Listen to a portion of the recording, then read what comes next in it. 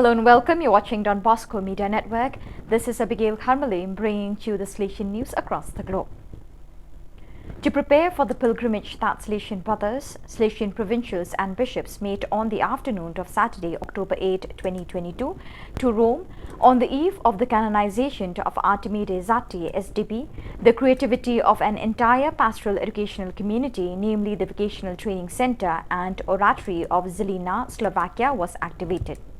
Young carpenters, those from the Oratorian groups and Ukrainian youth hosted at the center, with their teachers and educators, form a real work team that made more than 700 icons of Saint Artemide Zati free of charge. Truly a beautiful gesture of generosity and sharing.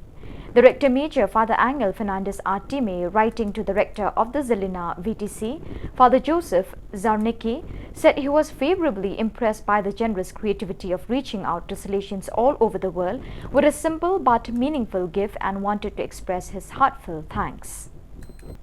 As tradition dictates the pilgrimage in the footsteps of Karol Wojtyła, the worker took place on the second Saturday of October, Saturday 8.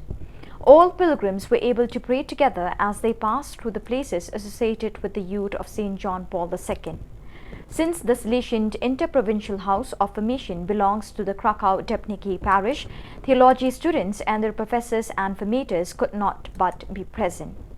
The pilgrimage began at St. Stanislaus Kostka Church in Debniki at 9:30 a.m.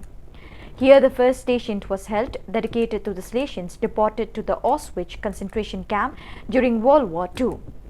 Then the pilgrimage route passed in front of the house of the servant of God, Jant Taranowski, on Rwana Street, at the house with the number 10 on Tainika Street, where Karol Wojtyła lived from 1938, to continue on Świecka Street and Wardowskiego Street, where there is a small chapel of the Holy Trinity. Afterwards, the pilgrims stopped at a quarry in Zakszowiec to participate in the Stations of the Cross and take a short rest. The pilgrimage concluded at the shrine of St. John Paul II with a solemn Eucharist presided over by Father Marek Gutch, SDP, and the Chaplet of Divine Mercy. At the end of the Mass, Father Andrich Kroll, SDP, presented scholarships to 30 young people. The Kafaso Squad youth, who bring hope and joy to hundreds of children through their prison ministry, venture gathered at Don Bosco Provincial House, Mumbai, to celebrate the Festival of Hope. It began with a lively music band by Prince and his team. The Kafaso Squad is all about youth who do prison ministry in the remand homes or observation homes. Currently, the Kafaso Squad youth go to 3 observation homes in Mumbai and teach the children different things like music, sports, tuitions, cooking, etc. This demands commitment and regularity on the part of the Kafaso Squad youth. As part of the Festival of Hope, the Kafaso Squad youth shared their own personal experiences.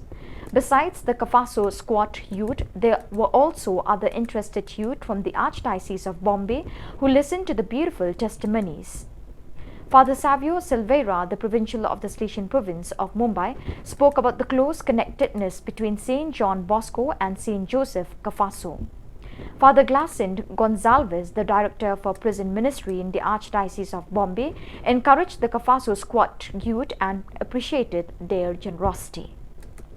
Between the 6th and 9th October, a meeting for the provincial delegates for missionary animation of the Northern and Central European region took place in the Provincial House of the Czech Republic.